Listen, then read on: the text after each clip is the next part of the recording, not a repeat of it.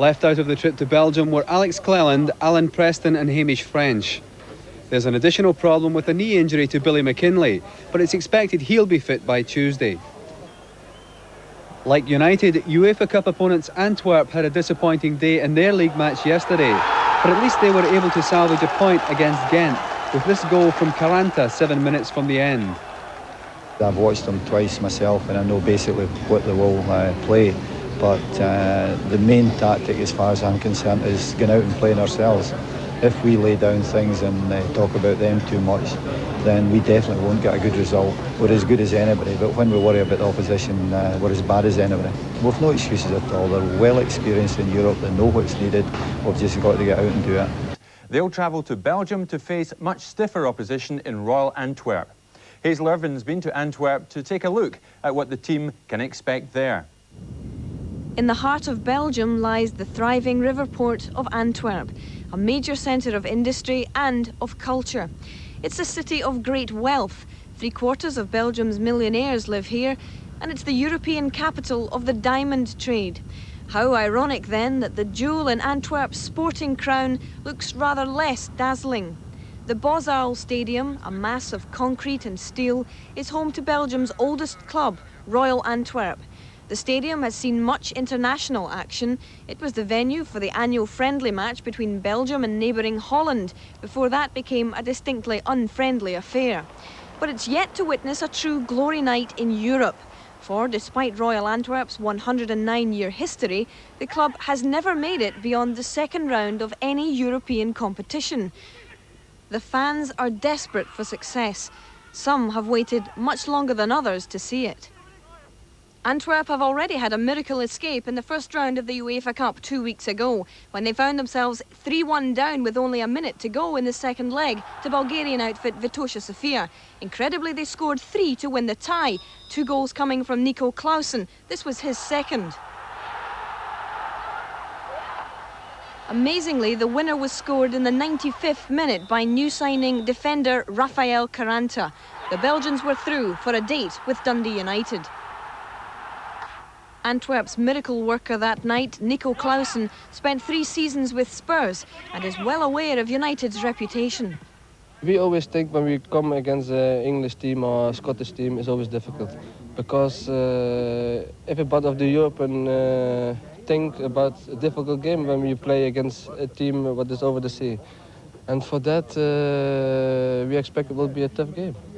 When you consider that it is a Scottish team, having played yourself in England, what do you know about the Scottish game as opposed to the English game? But a good friend of me, Richard Goff, he comes from Dundee, and I played with him at Tottenham, and he came from Dundee, like I said, and he said I'd always enjoy it there, and it was always a good team there. And for that, I know it will be very hard for us. Currently well placed in the Belgian First Division, Antwerp boasts 7 Belgian internationalists. And with 2 Yugoslavs, 3 West Germans and 1 Dutchman on their books, it's a cosmopolitan outfit and a talented one. It also boasts Belgium's top scorer this season, Dutchman Frans van Rooij. So how does he rate the Scottish opposition? I think it's not the most difficult team we can get, but it's a very strange way of playing in Scotland. They are all long balls and much running. But it's a very good team, I think. The man in charge of this most multinational squad is himself a foreigner, Yugoslav Dimitri Davidovic, a former Partizan Belgrade player. He's coached in Belgium for the last 10 years and at one time had Jim Bett on his books at Lokeren. He quite clearly has a healthy respect for Scottish football and for Dundee United. I know Dundee, they won against Anderlecht 10 years ago. I know experience. I saw some video cassettes, playing against Dinamo Bucharest, and they're a very strong team. But like other side, Sofia Vitosha was very, very strong team. So we won. This for us is big challenge to win against Scottish team.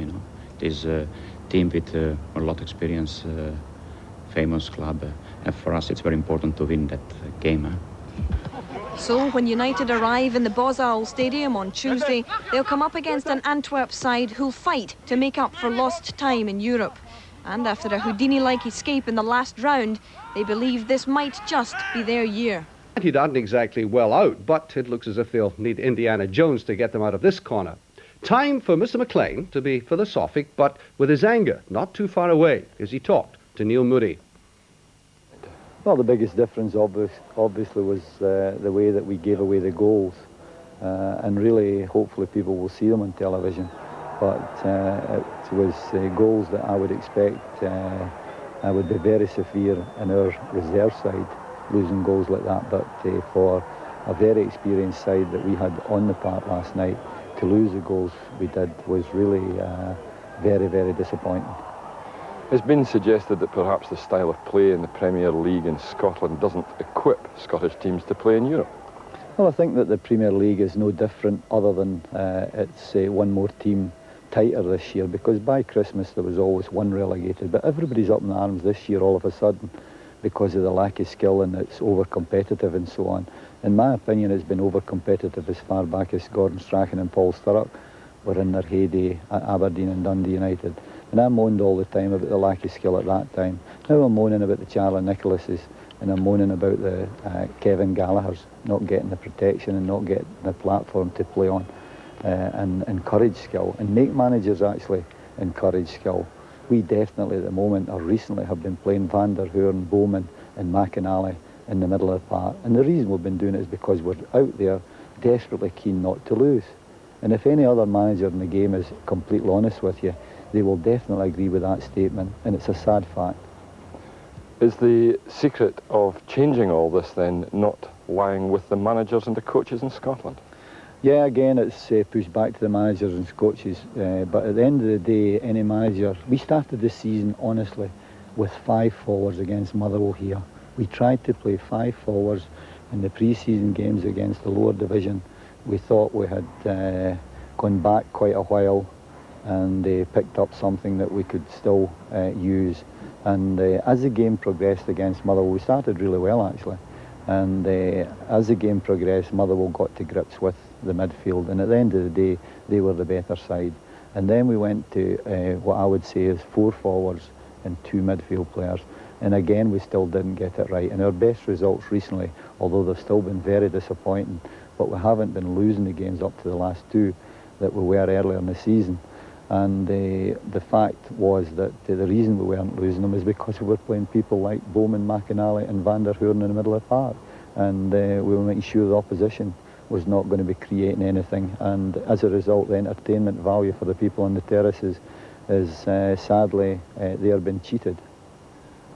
But if that situation continues, what do you see as the future for Scottish teams in European competition? Well, beyond any shadow of doubt, let's just take the Belgium sides at the moment. There are 5 Belgian sides still in Europe, and at the moment there are 3 Scottish teams out, and we obviously are under real pressure. And we're only in the second round of the tournament. Does that not tell a story itself? And really, if you want to be successful, not only in Europe, but for the Scottish international team to be even more successful, then at the end of the day, it's skill you need. And if it is an entertaining situation that people are looking for, we must honestly entertain them by skillful players. We will never ever entertain them by playing competitive players, and competitive players in the numbers that we are playing at the moment. Everybody will be sitting and listening and say, oh, Dundee United have had a bad result last night, and here he is on his soapbox and he's moaning again. Dundee United's not the most important thing in the game. The most important thing is the game, and what we are putting on for the people in the terraces is a joke. Mr. McLean drumming out a familiar lesson, but to how many deaf ears?